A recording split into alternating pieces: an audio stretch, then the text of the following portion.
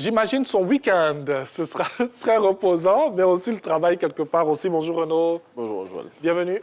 Merci. Chez toi, bien sûr. Alors, on ouvre avec un mot de sécurité. Et là, vous nous apprenez que 2 postes de douane ont été attaqués au nord de la Côte d'Ivoire. Oui, ces attaques, selon Soir Info, ont eu lieu dans la nuit de ce mercredi à Kamano-Kaa et Korowita, 2 localités situées dans les départements de Kong et de Ferkessé-Dougou. À en croire le confrère qui cite des sources sécuritaires, ces attaques coordonnées auraient été orchestrées par le même groupe, car le mode opératoire qui a été utilisé aux 2 endroits est identique. Et toujours selon Soir Info, aucune victime n'est à déplorer, que ce soit côté ami ou ennemi. Et on change de sujet, réconciliation nationale. Le président de la République met les bouchées doubles. Oui, c'est ce qu'indique Le Matin, qui révèle pourquoi le chef de l'État accélère la marche pour ressouder le tissu social. Le confrère avance à ce sujet que les derniers détails du retour en Côte d'Ivoire de Laurent Gbagbo sont levés et souligne dans l'élan d'apaisement que le PDCI a accueilli avec joie le retour annoncé au pays de l'ex-maire de la commune du Plateau, Akossi Benjo. On reste toujours sur le même sujet, décrispation sociale et réconciliation nationale. Le président de la République donne son accord pour le retour au pays de l'ex-maire du Plateau. Vous l'avez signalé à l'instant. Oui, c'est ce que barre à sa une l'Inter qui indique que l'annonce de cette nouvelle a été faite hier au cours d'une conférence de presse par Maurice Kakou Gikawe. Selon le confrère, le secrétaire exécutif en chef du vieux parti a salué cette décision du chef de l'État qui va donner plus d'entrain à la cohésion sociale.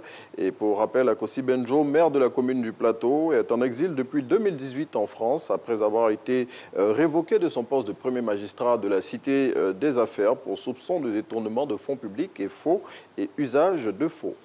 Et on reste avec le président de la République, dont l'expression fait le point de la gouvernance. 10 années de véritables travaux d'Hercule, c'est ainsi que le confrère résume la décennie du chef de l'État à la tête de la Côte d'Ivoire. Le confrère revient sur les grandes tâches accomplies par le numéro 1 ivoirien depuis qu'il préside aux destinées de notre pays et souligne que la Côte d'Ivoire a été repositionnée sur la scène internationale grâce aux efforts du chef de l'État.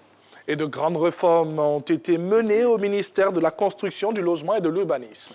C'est ce que révèle l'intelligent d'Abidjan selon lequel les conditions de délivrance du permis de construire ont changé avec les nombreux écroulements d'immeubles qui ont été enregistrés ces derniers mois. Et à en croire le confrère, plus rien ne se fait comme avant et les conditions sont devenues un peu plus corsées. Retrouvez dans le numéro de l'intelligent d'Abidjan de ce jour les réactions des populations sur ces réformes dont l'objectif, à l'en croire, est de mettre de l'ordre dans ce secteur. Et prenons la direction de nos régions. La région du Tchologo va connaître une effervescence particulière ce vendredi. Oui, car les travaux du port sec de la ville de Ferkessé-Dougou, son chef-lieu, vont être lancés aujourd'hui en présence du Premier ministre Patrick Achi.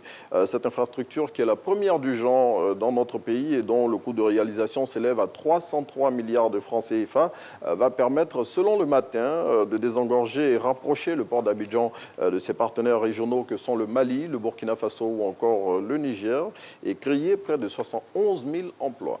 Et coupures d'électricité, tous les secteurs d'activité sont touchés. Oui, c'est ce que nous dit Gbiche avec ce jeu de mots. Il faut être au courant pour bien gérer.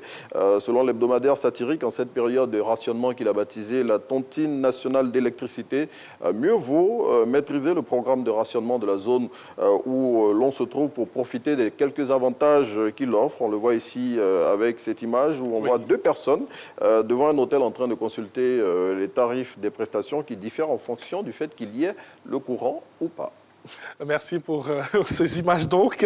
Allez, on referme la revue de presse de cette semaine avec un chiffre. Oui, 50 millions, c'est le nombre d'arbres qu'ambitionne de planter la Côte d'Ivoire cette année afin de reconstituer au moins 20% du couvert forestier national qui a été lourdement fragilisé depuis des décennies. Et selon le ministre des Eaux et Forêts, M. Alain Richard Donvaï, qui l'a annoncé en début de semaine lors d'une conférence de presse, cette action est un impératif pour sauver la Côte d'Ivoire.